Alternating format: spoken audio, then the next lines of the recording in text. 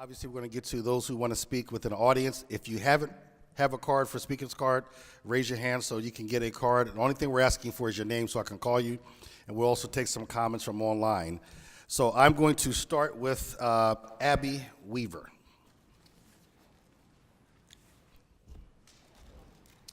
Hello, everyone. You've heard my name, Abby Weaver. I'd like to share with you a few comments regarding technology and accessibility that are really high concerns on my heart that I'd like for you to consider as we think about establishing video remote interpreters for communities and across the nation. So oftentimes I see within a locality, they're not qualified interpreters that are provided, and that it is hindering most relationships that individuals can develop with the police departments. I've seen within prison systems, jail systems, where I've had students of mine that were not provided interpreters. And so, or they're encountering a police officer right on the ground, and there's a protest or a pullover, and they can't have any sort of access by a video remote interpreter. They could use it on a tablet or a smartphone to be able to have that communication. I also think it's also important for us to have qualified captioning services for deaf or latent deaf who may not know how to sign.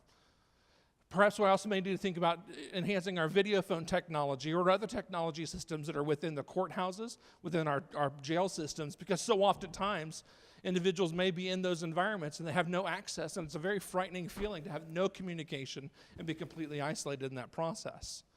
I also ask that you consider not only about the deaf and the hard of hearing signing community, but also about those individuals who become latent deaf or may experience other disabilities down the road. With our baby boomer generation growing, we're going to be seeing more and more onsets of disabilities. And we need to think about how do we make things more accessible for all those, for those disabilities that may not be visible disabilities. Oftentimes, police officers may not realize that deaf can't follow their commands because they may not realize they're standing next to them and speaking to them, not being disobedient in any sort. And so that's also something that's very scary at times as I engage with police officers, trying to make sure that I can have the proper etiquette and protocol in interacting with them. I applaud you all for providing the interpreting team that have been here. Oftentimes, I don't come to these types of events because I run into that obstacle and I'm not able to have access. So I applaud each one of you for providing this service. I also recommend that you also continue to provide this along with closed captioning services for those that may not know sign language, who may have a hearing impairment that need to have that support. Also, I'd like for you to consider to think about 911 enhanced text services, because that's something that's so desperately needed. Here in Cincinnati, they do have that enhanced 911 text system, and so I just recently had an emergency situation where it was not a safe scenario, and I was able to do an enhanced text to the police, and they could come and take care of cleaning up a hazardous spilling situation. And that was an awesome opportunity, and then also knowing that the police care about the deaf community here in the greater Cincinnati area. I'd also like for you to consider that sometimes as we think about access being very limiting, as you think about hearing aids or those who have cochlear implants, oftentimes if they are in jail, they don't have access to battery resources, and then suddenly they become isolated because they cannot communicate whatsoever. I'm not only a deaf woman myself, but I also am a teacher for the deaf and hard of hearing out throughout multiple counties, and I encounter this over and over again. When we have video remote interpreting services available, it allows that facilitated conversation through iPad or other tablet access, where in environments you may have qualified interpreters that may not be in that area, so they can tap into a resource. You mentioned about police departments who have very limited budgets. They don't know what to do. That would become a great concept if we could set it up on a federal level and have a separate budget. Many officers and police departments think my budget can't afford to hire interpreters in our area, but perhaps if there were a federal VRI, video relay, or video remote interpreting system in place, I believe then the police themselves would begin to use that. And then oftentimes, I have seen police departments, even children's services, end up using an online sign dictionary trying to communicate with individuals who are in abusive situations, and then the children are afraid, and then we have to re-explain at school about what's going on, the various things that I've encountered that I have seen as a professional. So we need to allow access to build those relationships. So thank you very much for your time. Thank you. Thank you.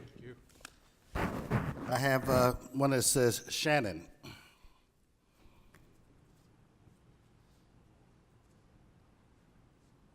Let me make sure I'm not missing that, and I'll turn to Jim for online. We have a number of Twitter messages.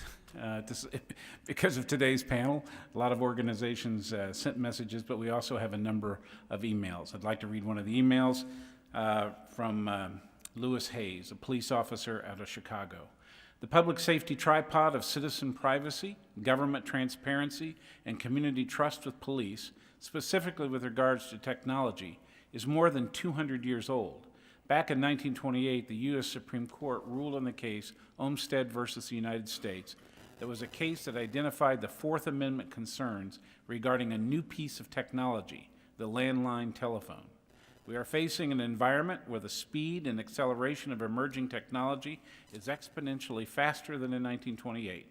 The policies and directives controlling and empowering the police will always be behind the curve. We do not yet know all the constitutional implications of this future technology, let alone how it affects the trust and support of the community. Twitter message? Please. We have Jim Bierman in his testimony, calls for rigorous scientific research to determine if cameras improve public trust. That research is desperately needed. Do we have Danny Brown? And it's going to be followed by Alexander, and I can't pronounce it. It looks like Shelton, but Mr. Brown. Yeah. Oh, I want to reiterate. My name is Danny Brown. I did 19 years in prison for a murder I didn't commit. I'm totally innocent. I'm still fighting the prosecutor out of Lucas County, Ohio. Her name is Julia Bates. You can look me up on the internet. The main reason I came yesterday, the main reason I came today is because I always take offense when I hear people talking about the shooting of African-American males or minority people or anybody for that matter, because should nobody die when they ain't got a gun in their hand, no matter what color they is, really. And that concerns me because it shouldn't be an issue. But I don't think it's fair to separate one part of the justice system from another, the conduct of the police officers from the conduct of the prosecutors and the judges, because I think the entire justice system works in conjunction with each other. And prosecutors are chief law, like I said, I reiterate, are the chief law enforcement officers of a town. So they have a lot of responsibility when it comes to these shootings. And sometimes I think prosecutors have more power than judges, from what I see. But I'm also a paralegal. So, but I want to say this, based on some of the things that I've heard today and yesterday. Mr. Beck from California, the police chief, he was talking about the guy that was targeting the police officers because he had got fired from the police department, the African-American gentleman. I don't condone nobody killing anybody. But what happened, my understanding of that case was this, because I never hear nobody talking about this part of it, because we talking about reporting people standing up and being responsible. This guy was an officer, he was with a superior, this is my understanding of the initial report. And he saw his superior abusing African-American males, and he was an African-American, and they felt like he should go along with it. He felt offended by that conduct, and he wrote it up, and he got fired for that.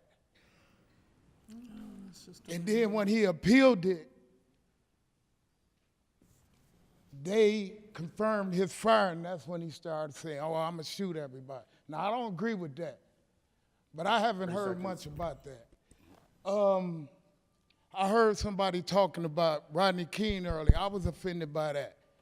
They were saying, and they was doing this during the trial.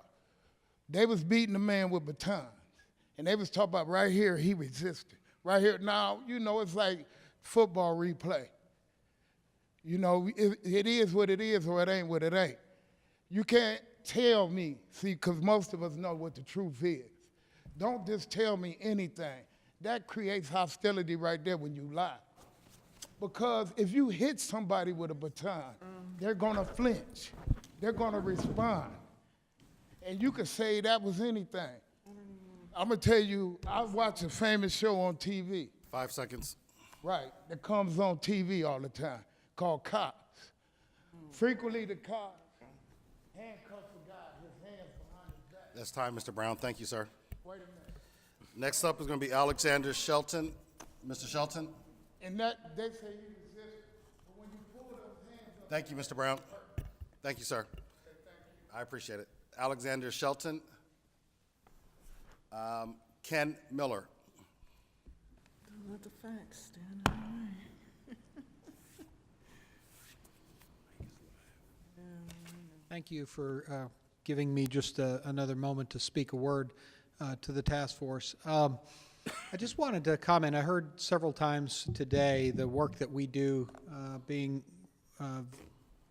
referred to as law enforcement, and it's something that I pay attention to in terms of how the work that we do is characterized. I've made note of it in Charlotte and Greensboro and now in Greenville, South Carolina, but really what we do is policing and not law enforcement. Law enforcement is a component of what we do. And I think that it's helpful in the context of the work of this committee and the thought processes that you go through as you refine the recommendations, that we begin to get on the same page about what we do.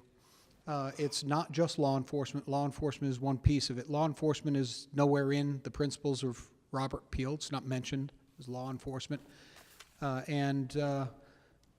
The work that we do is, if we're doing it right, is focused on prevention and intervention as much as it is enforcement. And quite frankly, it can help reduce the level of enforcement that we need to do as police agencies if we're working collectively with our communities on the prevention and the intervention side. So I have always referred to, just as this committee's title is named, the work that we do is policing and not law enforcement. And I think that it shapes the work that our officers do.